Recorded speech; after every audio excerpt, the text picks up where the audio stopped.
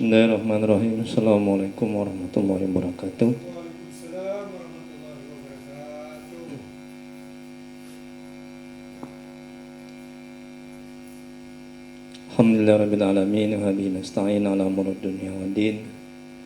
Asyhadu an la ilaha illallah wahdahu la syarika lah wa asyhadu anna Muhammadan abduhu wa rasuluh. Allahumma shalli wa sallim wa barik ala sayyidina Muhammad abdika wa rasulika nabiyil ummi wa ala alihi wa sahbihi ajma'in. Rabbi shrah li sadri wa yassir li amri wa aqdata min lisani yafqahu qawli. Rabbana zidna ilma warzuqna fahma waj'alna minas sholihin. Amin ya rabbal alamin. Mari kita mulai kajian tasawuf. Manajemen hati kita bahalika dengan membacakan umul kitab. Adapun pahalanya kita hadiahkan untuk Nabi Muhammad SAW, sahabat dan sahabat-sahabatnya. Kemudian untuk para tabi'in, tabi'ut tabi'in, untuk Syekh Abdul Qadir Al-Jailani, untuk Syekh Al-Imam Ibnu Athaillah Sakandari, untuk guru-guru kita, kedua orang tua kita, dan untuk kaum muslimin dan muslimat pada umumnya. Al-Fatihah. A'udzubillahi minasyaitonirrajim. Bismillahirrahmanirrahim. Alhamdulillahi rabbil alamin. Ar-Rahmanirrahim. Maliki yaumiddin. Iyyaka na'budu wa iyyaka nasta'in. Ihdinas siratal mustaqim. Siratal ladzina an'amta 'alaihim ghairil maghdubi 'alaihim waladdallin. Amin. Ilahi anta maqsudi wa ridhaka matlubi. Ya Allah, Engkau yang kami tuju, ridhamu yang kami cari. Baik, kita lanjuti kajian Al-Hikam. Hikmah yang kedua ya.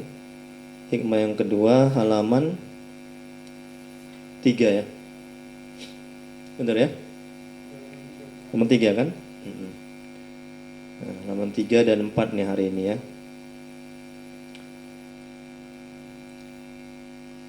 Kita lanjuti kalam hikmahnya yang kemarin halaman 2. Hikmah yang kedua, kehendak Anda kepada tajrid. Syekh Imam Ibnu Athaillah Sakandari, semoga Allah merahmati dan meridhoinya. Beliau mengatakan, kehendak Anda kepada tajrid atau mengkhususkan diri untuk beribadah semata-mata ya. Di samping Allah mendirikan atau meletakkan Anda di dalam asbab atau usaha lain adalah merupakan syahwat yang tidak nampak dilihat. Kehendak Anda kepada asbab di samping Allah mendirikan Anda di dalam tajrid berarti turun dari hikmah atau hasad yang maha tinggi. Nah, jadi ketika kita ditakdirkan Allah atau ditempatkan Allah di kedudukan atau makam asbab ya. Nah, makam asbab ini makam atau kedudukan di mana di samping kita bekerja untuk memenuhi kebutuhan kita, kehidupan kita, juga kita nggak lupa menjalankan perintah Allah dan meninggalkan larangan Allah. Nah, ini kedudukan asbab ya. Jadi ketika kita sudah didudukkan, ditempatkan Allah, ditakdirkan Allah di makam asbab ya, kemudian kita ingin pindah ke makam tajrid. Makam tajrid ini makam atau kedudukan di mana seseorang itu sudah nggak bekerja lagi. Artinya kebutuhannya sudah dicukupi oleh Allah. Jadi dia tinggal ibadah saja, berzikir saja. Nah, inilah yang terdapat pada wali-wali Allah, orang-orang soleh, orang yang sudah dekat kepada Allah. Ya, arif billah. Nah, para arif orang sudah mengenal Allah. Jadi mereka itu ya, orang yang sudah mengenal Allah itu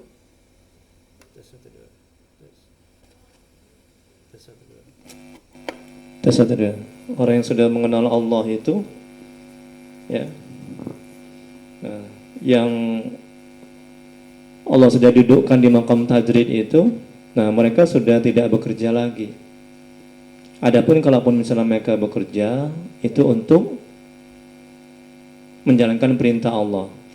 Nah, kalau kita didudukkan, ditempatkan, ditakdirkan Allah di maqam asbab, ya, kemudian kita ingin pindah ke maqam tajrid, ya, itu namanya syahwat yang tidak dilihat, yang tidak nampak.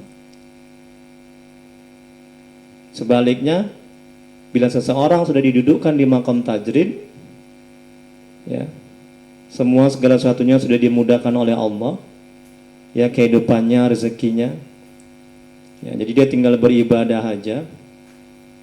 Nah, kemudian dia ingin pindah ke maqam asbab, dia ingin bekerja. Nah, itu namanya turun dari hikmah atau keinginan yang luhur. Nah, jadi kayak kita ini di maqam apa ini kita ini? Kita ini kan asbab, ya kan? Nah, kedudukan asbab yaitu untuk mencukupi kehidupan kita ini dengan bekerja. Kita ini kan bukan wali-wali Allah. Yang mereka sudah ditempatkan di maqam tajrid yang tidak bekerja lagi. Nah, jadi kalau Allah sudah menempatkan kita, mendudukkan kita, ya, menetapkan kita di maqam asbab, ya, maqam di mana di samping kita beribadah, di samping kita bekerja untuk mencari nafkah kita sudah dimudahkan oleh Allah untuk taat kepada Allah. Jadi kita jangan pindah ke maqam tajrid, ya. Nah, karena itu merupakan syahwat. Nah, itulah sekilas tentang hikmah yang kedua. Kemudian berikutnya halaman 3, coba lihat. Ya. Syekh Al-Imam Ibnu Athaillah Sakandari, semoga Allah merahmati dan meridainya, berkata, aku datang kepada Syekh Al-Imam Abbas Al-Mursi, Abul Abbas Al-Mursi, ya, semoga Allah merahmati dan meridainya, berkeinginan untuk meninggalkan sebab. Nah, ini jadi Al-Imam ini kan dia kan bekerja, mengajar, ya. Jadi dia datang kepada gurunya, Syekh Al-Imam Abul Abbas Al-Mursi, ini gurunya, semoga Allah merahmati dan meridainya. Dia pingin nggak bekerja lagi, dia pingin seperti kayak wali-wali Allah, ibadah saja. Nah, itu. Ya, kemudian aku berkata dalam batin tanpa mengucapkan secara lisan. Ya, apa katanya dalam hatinya? Sungguh sulit bagiku untuk sampai kepada Allah dengan keadaan seperti ini, karena aku disibukkan oleh ilmu lahir dan selalu berinteraksi dengan manusia lain. Nah, ini di dalam hatinya Syekh Imam Ibnu Athaillah mengatakan sulit baginya untuk bisa dekat kepada Allah, untuk bisa mengenal Allah, ya. Nah, kalau dia masih bekerja, masih mengajar, masih berinteraksi sama orang lain, dia pingin untuk pindah ke maqam tajrid, ke kedudukan tajrid, yaitu kedudukan di mana seseorang sudah nggak bekerja lagi. Nah, seperti wali-wali Allah lah, beribadah aja, zikir aja. Nah, itu. Kemudian berikutnya tiba-tiba saya bercerita kepadaku, gurunya ini, ada seorang telah menyertaiku, ia sibuk dengan ilmu-ilmu lahir dan telah menjadi tokoh, bahkan telah merasakan sesuatu melalui jalan tersebut, yaitu ilmu-ilmu lahir. Lalu ia datang karena merasa tidak puas dan berkata kepadaku, wahai Tuan, keluarkanlah aku dari apa yang aku pegang, dan aku akan senantiasa menyertaimu. Tetapi aku katakan kepadanya, itu tidak jadi soal, tetapi tetaplah pada apa yang engkau pegang dan pada ketentuan yang telah ditetapkan Allah untukmu, karena hal itu akan menyampaikanmu kepada Allah. Nah, jadi gurunya mengatakan,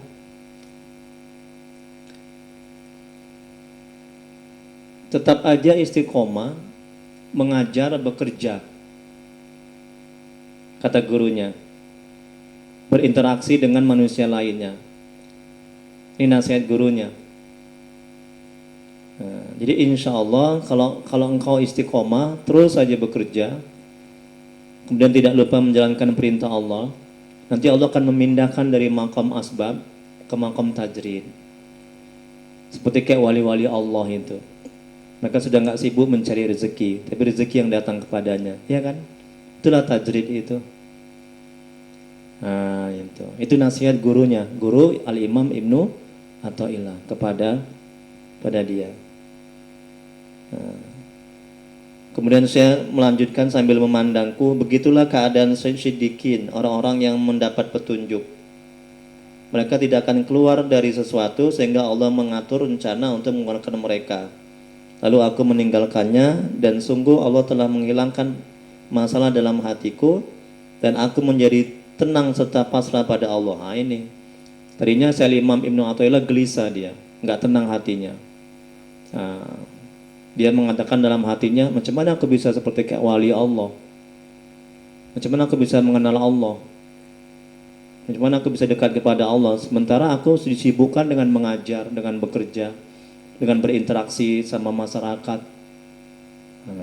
Setelah dia jumpa gurunya menasihati, tetap aja kamu mengajar, bekerja, berinteraksi dengan masyarakat, berdakwah.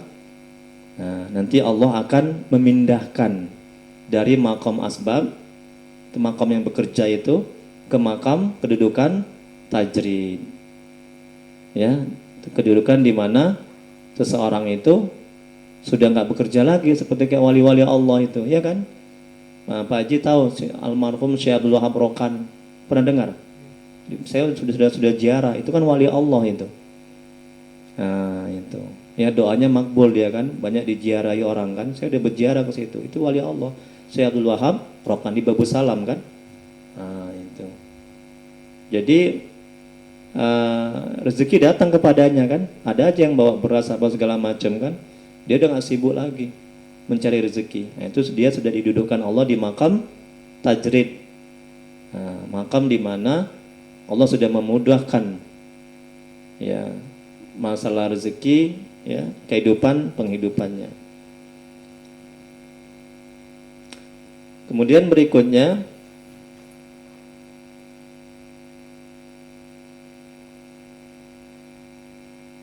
Syekh Imam Ibnu Athaillah Sakandari berkata, semoga Allah merahmati dan meridainya, jangan bertajrid atau meninggalkan perkara duniawi untuk beribadah semata-mata saat kamu kuat, katanya, sampai kekuatan itu berlalu.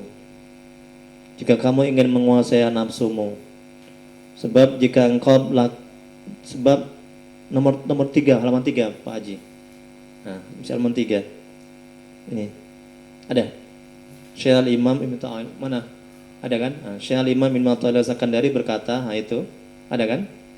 Jangan bertajrid atau meninggalkan perkara duniawi untuk beribadah semata-mata saat kamu kuat sampai kekuatan itu berlalu. Jika kamu ingin menguasai nafsumu, sebab jika engkau lakukan bertajrid dalam keadaan kuat, maka engkau akan menjadi lemah. Kemudian akan disusul oleh dua musuh yang akan membingungkan serta menyesatkannya. Nah, jadi Pak Haji, ketika kita ini kan di makam asbab, ya kan? Nah, kita ini kan bekerja untuk memenuhi kebutuhan kita, namanya makam asbab. Di samping bekerja kita juga beribadah. Nah, jangan kita pindah ke makam tajrid. Itu makam itu kita ingin tidak bekerja lagi. Kita ingin meninggalkan pekerjaan kita. Kita ingin beribadah semata-mata. Jadi ketika keinginan itu kuat, ya, ingin bertajrid atau ingin meninggalkan usaha bekerja, hanya beribadah semata-mata. Nah, jangan kita lakukan untuk bertajrid. Ya, ketika keinginan itu kuat, ketika nafsu ingin pindah ke tajrid itu kuat, jangan kita lakukan untuk pindah. Karena kalau kita lakukan, kita pindah ke makam tajrid, nah, nanti kita akan mendapatkan kerugian-kerugian. Kita akan mendapatkan penderitaan dan kesengsaraan. Ya, kita akan jauh dari Allah. Ya, kita akan mendapatkan kesulitan-kesulitan. Ini kata Al-Imam. Nah, sampai kekuatan itu berlalu, sampai keinginan nafsu kita untuk pindah ke tajrid, nah, itu berlalu, artinya mereda. Ya, artinya kita sudah nggak begitu ingin lagi untuk pindah ke makom tajrid. Nah, untuk beribadah aja, nggak mau bekerja lagi. Nah, itu. Nah, jika kamu ingin menguasai nafsu, gitu caranya. Kalau kita ingin menguasai nafsu kita, ketika hawa nafsu itu ingin kali, ya, berkemauan kuat kali untuk pindah ke makam tajrid, ya. Nah, jika kita ingin menguasai nafsu kita, nah, jangan kita ikuti kehendak nafsu itu pindah ke makam tajrid. Nah, ya, harus kita kekang nafsu kita. Sebab jika engkau lakukan tajrid dalam keadaan kuat, maka engkau akan menjadi lemah. Nah, itu. Ketika kita ingin betul-betul pindah ke makam tajrid, ya, ketika nafsu itu ingin sekali, kemudian kita turuti, kita akan menjadi lemah. Artinya kita akan menjadi menderita sengsara. Dan kita akan mendapatkan kesulitan-kesulitan ketika kita pindah dari makam asbab ke makam tajrid. Kemudian akan disusul oleh dua musuh yang akan membingungkan serta menyesatkan. Maka setan. Dua musuh itu setan dan hawa nafsu. Ya kan, musuh kita kan. Itu akan membingungkan kita, akan menyesatkan kita. Ya, kalau kita pindah, ya, nggak mau lagi kita bekerja, ya kita mau pindah ke makam tajrid, kita mau hanya melulu aja ibadah, melulu aja berzikir, udah nggak mau lagi bekerja. Nah itu, kalau itu yang kita lakukan, nah, maka kita akan digoda oleh setan, dibimbing oleh setan, hawa nafsu, dan akan dijerumuskan. Nah itu, jadi kalau Allah sudah mendudukkan kita, menetapkan kita di makam asbab, yaitu makam di mana, kedudukan di mana, nah, di samping kita bekerja, kita juga bisa beribadah. Tetap aja di situ, tetap aja kita bekerja sambil beribadah. Nah, istiqomah dalam takdir Allah, dalam kedudukan itu, makam asbab. Nanti Allah akan pindahkan itu, ya. Kalau Allah kan tahu kita siap atau belum, ya kan? Nanti Allah akan pindahkan kita ke makam tajrid, kayak wali-wali Allah. Artinya sudah dimudahkan segala kebutuhan kita, sudah dikasih Allah dari yang tidak disangka-sangka. Karena ada ayatnya kan dalam Al-Quran kan, barang siapa yang bertakwa, ya kan kata Allah, barang siapa yang bertakwa kepadaku, maka akan aku berikan rezeki dari yang tidak disangka-sangka. Kan dimudahkan oleh Allah. Kan ada ayatnya itu kan. Mana dia? Yang kemarin itu yang kita baca. Nah itu. Nah, ini barang siapa yang bertakwa kepada Allah, maka Allah akan memberikan jalan keluar dari kesulitan-kesulitan untuk orang itu, dan Allah akan memberikan rezeki kepadanya dari sumber yang tidak pernah dipikirkannya. Tengok kan? Allah akan memberikan rezeki kepadanya dari sumber yang tidak pernah dipikirkannya. Bertakwa, apa takwa? Takwa menjalankan perintah Allah, meninggalkan larangan Allah, ya. Nah, jadi kalau Allah sudah tempatkan kita, takdirkan kita, tetapkan kita di makam asbab atau kedudukan asbab, yaitu kedudukan di mana di samping kita beribadah, kita juga bisa bekerja, di samping kita bekerja juga kita bisa beribadah, tetap aja di situ. Jangan kita mau pindah ke makam tajrid seperti kayak wali-wali Allah yang hanya beribadah saja, zikir saja. Itu bukan makam kita kan, bukan kedudukan kita. Nah, kemudian berikutnya, seorang arif berkata, perumpamaan mutajarrid atau orang yang meninggalkan perkara duniawi untuk beribadah semata-mata, ya, dan mutasabib atau orang yang memenuhi kebutuhan hidupnya dengan bekerja dan juga beribadah, adalah seperti dua hamba milik raja. Nah, raja berkata kepada salah seorang dari mereka, bekerjalah dan makanlah. Dan kepada yang lain dia berkata, diamlah di hadapanku dan aku menjaminmu dengan pembagian dariku. Tetapi menghadapkan diri dengan benar di kalangan mutajarid lebih kuat, karena rintangannya lebih sedikit dan ketergantungannya telah terputus. Nah, ini perumpamaan, ya, seorang yang meninggalkan perkara duniawi atau seorang yang sudah didudukan di makam tajrid dengan seorang yang didudukan di makam asbab. Ya, jadi Allah bilang kepada seseorang yang Allah dudukkan di makam tajrid, yaitu wali-wali Allah. Nah, jadi dia bilang kepada hambanya yang duduk di makam tajrid, nah kamu hambaku, ya, wali-wali Allah, wali-waliku yang sudah kedudukan di makam tajrid, nah kamu beribadah aja udah, kira-kira begitulah.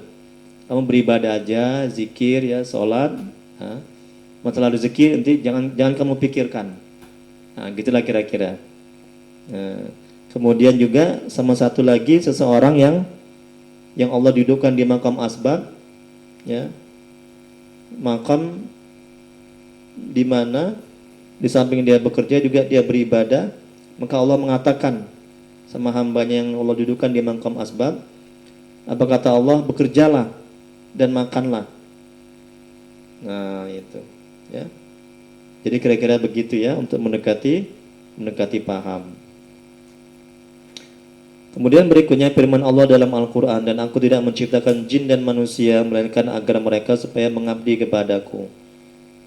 Quran Surah Az-Zariyat ayat 956. Ahli tafsir yang lain mengartikan untuk mengenalku.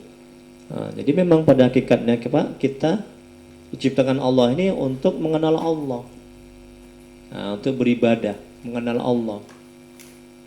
Nah, itu. Ya, bukan untuk makan, bukan untuk bekerja kita ini diciptakan untuk mengenal Allah, untuk beribadah kepada Allah. Tafsir yang lain mengatakan untuk mengenal Allah. Kemudian apabila kita sudah halaman 4, coba lihat, apabila kita sudah ditempatkan Allah di makam asbab, nah ini kan halaman 4 Pak Haji, ya. Apabila kita sudah ditempatkan Allah di makam asbab, kemudian ingin pindah di makam tajrid, ya kan, maka ini disebut keinginan jahat yang tersembunyi. Kan coba kata Imam, namanya juga keinginan jahat. Selain dari keinginan syahwat yang tersembunyi, juga dinamakan keinginan jahat. Kenapa jahat? Allah sudah menempatkan kita di makam asbab.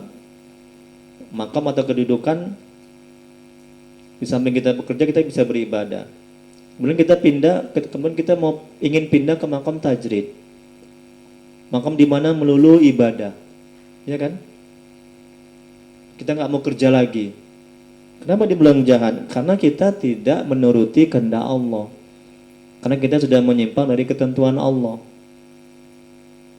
Nah, karena kita lebih mengedepankan syahwat kita, nafsu kita, ya kan?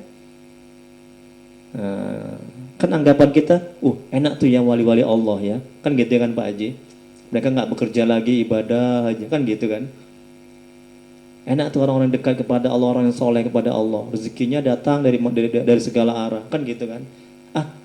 Aku mati-matian kerja pagi siang malam, udahlah, aku berhenti aja lah kerja, aku mau zikir aja lah.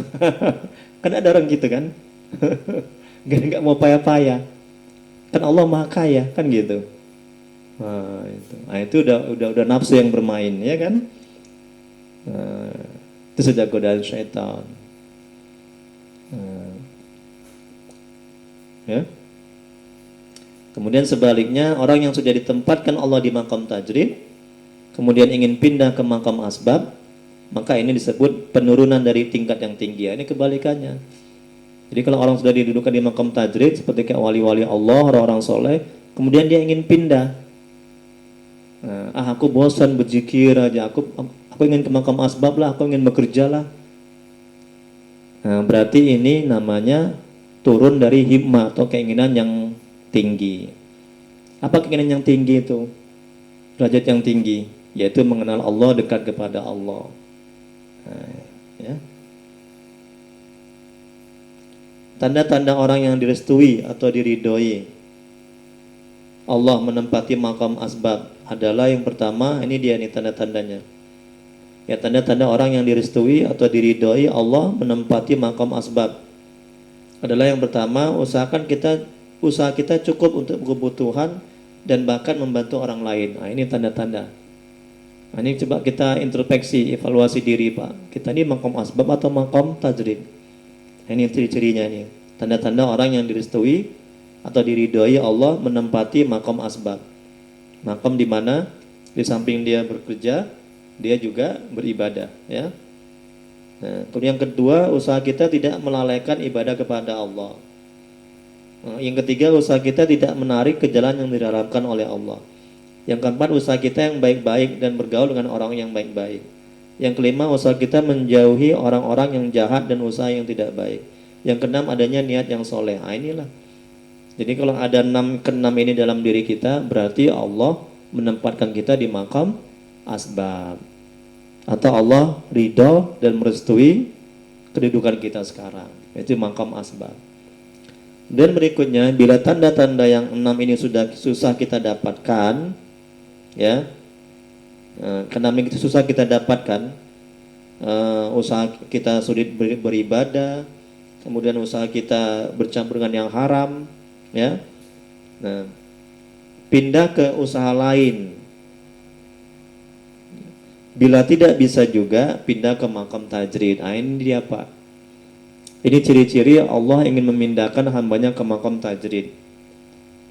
Ya, jadi dia susah untuk beribadah. Ada aja halangannya.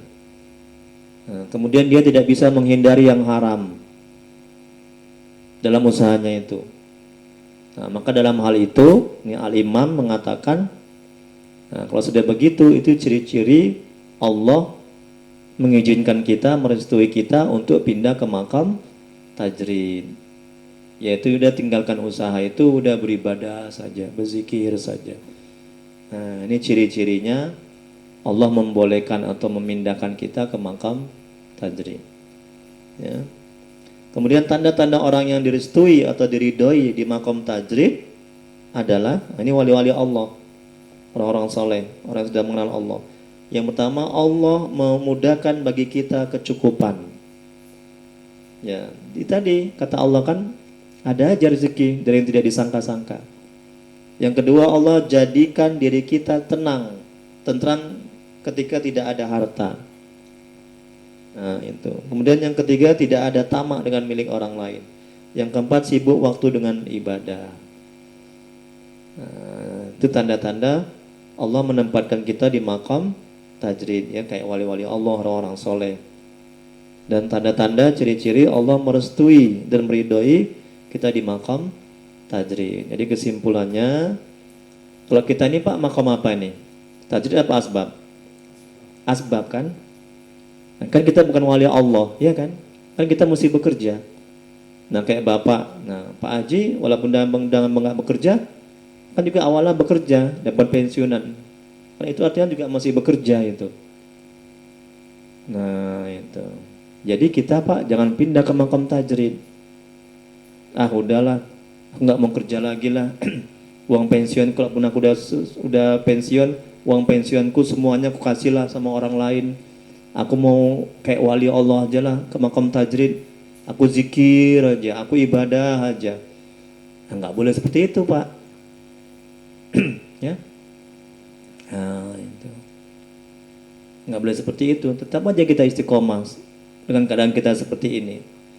Nah, nanti Allah akan pindahkan, nah, ya, kita ke makam tajrid.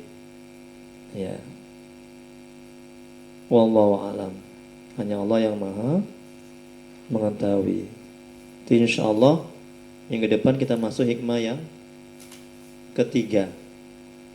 Nah, hikmah atau keinginan yang kuat tidak dapat menembus dinding takdir. Ada yang perlu ditanyakan Pak? Habis sisa kita masuk fikih. Tapi nanti habis sisa kita makan dulu lah, ya.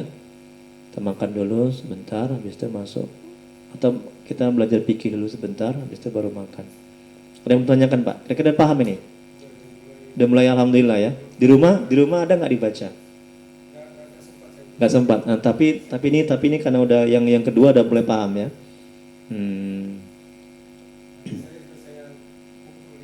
Oh iya. Nah, itu. Insya Allah udah gampang dicerna, udah gampang dipahami. Jadi Pak, kedudukan kita ini kedudukan asbab, ya kan?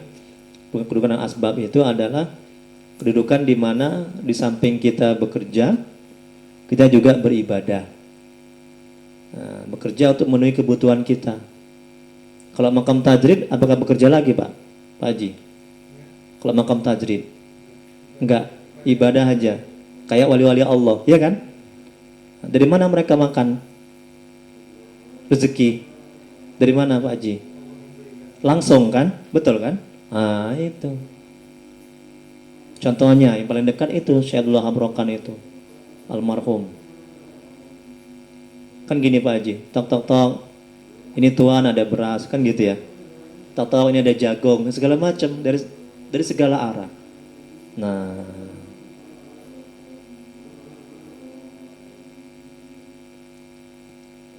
nah kita tetap aja istiqomah.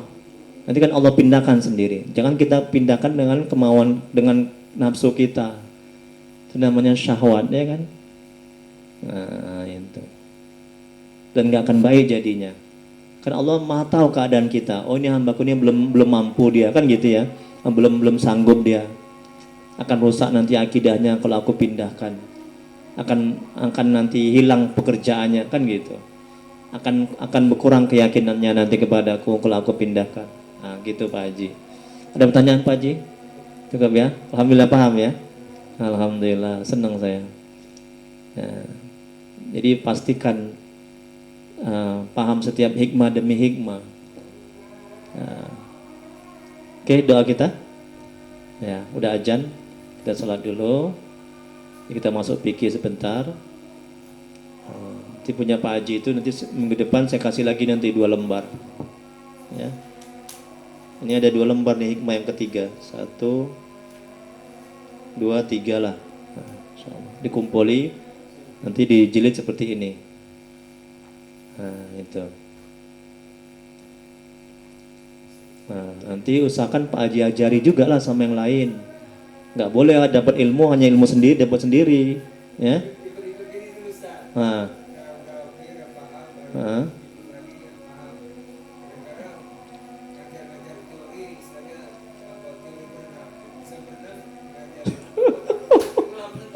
Ya kan ada saya, bisa tanya. Iyalah, ya kan? Kan nggak ada manfaatnya ilmu nggak diamalkan, betul? Nah, kan kata Nabi kan Rasulullah SAW bersabda. Nabi apa ayat itu? Sampaikanlah walaupun 1 ayat. Nah, Nabi kan bilang kan? Nah, itu. Kira-kira terbentur, Ustadz, saya ada ngisi ini saat pengajian ini Al-Hikam. Saya ada jemaah yang tanya, saya terbentur nggak tahu. Langsung hubungi saya, ya kan? Iya, coba amalkan. Nah, saya gitu dulu Pak Haji. Langsung saya amalkan, saya kasih sama orang. Jadi kan menjadi amal jariah kan, kalau kita meninggal terus ngalir pahalanya kan gitu ya, ilmu yang bermanfaat ya kan, anak yang soleh, ilmu yang bermanfaat, apa satu lagi Pak Haji, sedekah jariah ya kan, apabila anak Adam meninggal kata Nabi, nah, terputuslah semua amal kecuali 3, betul kan? Nah, inilah ilmu ini Pak Haji.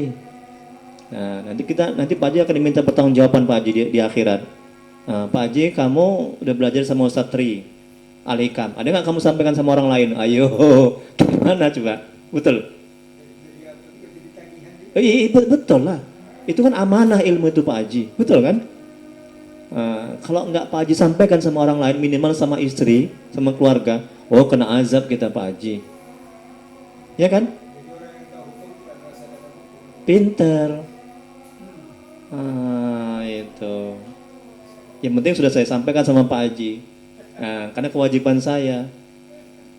Saya gitu Pak Haji, setiap jemaah saya bilang begitu, tolong sampaikan minimal sama istri dulu, sama anak. Nggak boleh untuk diri kita sendiri aja. Ini amanah ilmu ini. Nanti kita akan diminta pertanggungjawaban. Masa kita mau soleh sendiri, sementara kita nggak peduli sama orang lain. Mungkin saya buka pengajian di depan tuh kan. Yang penting sudah saya sampaikan, ayo kita ngaji. Hidayah hak Allah, betul kan? Tugas kita menyampaikan, mengajak, betul? Jangan mengejek. Lepas dia mau atau tidak itu urusan dia sama Allah, ya kan? Bukan urusan kita lagi. Itu nggak tugas kita dia mau ikut atau enggak. Tugas kita hanya mengajak. Apa kata Allah dalam Al-Quran? Kuntum khairal ummatin ukhrijat linnas ta'muruna bil ma'ruf wa tanhauna 'anil munkar wa tu'minuna billah. Kamu sebaik-baiknya orang yang mengajak. Nah, itu kata Allah. Dalam ayat lain, wal as innal insana lafi khusr illal ladzina amanu wa amilus solihat wa tawassaw bil haqq. Terus wa tawassaw bis sabr. Betul kan? Kata Allah itu kan? Dengan perintah Allah tuh Pak Haji, saling nasihat menasihati, ingat mengingatkan, saling mengajak dalam kebenaran, kebaikan. Betul kan? Mengajak jangan mengejek, merangkul jangan memukul, kan gitu. Yang saya di WA itu kan grup itu, ayo Pak Haji kita ikut mengaji. Alhamdulillah. Begitu banyaknya manusia, hanya Pak Haji yang ikut. Dan mereka mendapat hidayah. Betul. Tinggal kita berdoa aja, ya Allah tolong ya Allah. Yang ada di grup ini ya Allah, beri hidayah supaya mau ikut mengaji di sini. Nggak boleh kita benci. Karena yang bolak-balikkan hati Allah, yang memberikan hidayah Allah. Yang mengucapkan kita yang banyak maksiat ini, Nabi aja nggak ada dosa, pamannya nggak dapat hidayah, betul? Ayah Nabi Ibrahim nggak dapat hidayah, betul? Anak istri Nabi Nuh nggak dapat hidayah, betul? Istri Nabi Lut nggak dapat hidayah, betul? Apalagi Ustadz Tri yang banyak dosa maksiat, nggak bisa memberikan hidayah, ya kan Pak Haji? Nah, tugas kita adalah mengajak. Dah cukup, serahkan kepada Allah. Ya, ya doa dulu kita sebentar. Astagfirullahaladzim, astagfirullah. Allahumma sholli ala sayyidina. Bismillahirrahmanirrahim. Alhamdulillahirabbil alamin. Hamdan fi ni'mahu wa yakfi mazidah. Ya Rabbana lakal hamdu kama yanbaghi li jalali wajhika wa 'azimi sultani. Allahumma sholli ala sayyidina Muhammad wa ala sayyidina. Ya Allah ya Rahmanir Rahim, ampuni dosa kedua orang tua kami, ya Allah, ampuni dosa kami, ya Allah. Rabbana atina fid dunya hasanah fil akhirati hasanah wa qina azabannar. Sallallahu alaihi sayyidina Muhammad wa ala alihi washabihi wasallam. Subhana rabbika rabbil izzati amma yasifun. Salamun alal mursalin walhamdulillahi rabbil alamin. Allahumma shalli ala sayyidina Muhammad. Taqabbalallahu minna. Assalamualaikum warahmatullahi wabarakatuh. Waalaikumsalam warahmatullahi wabarakatuh. Jadi Ustaz lebih sholat.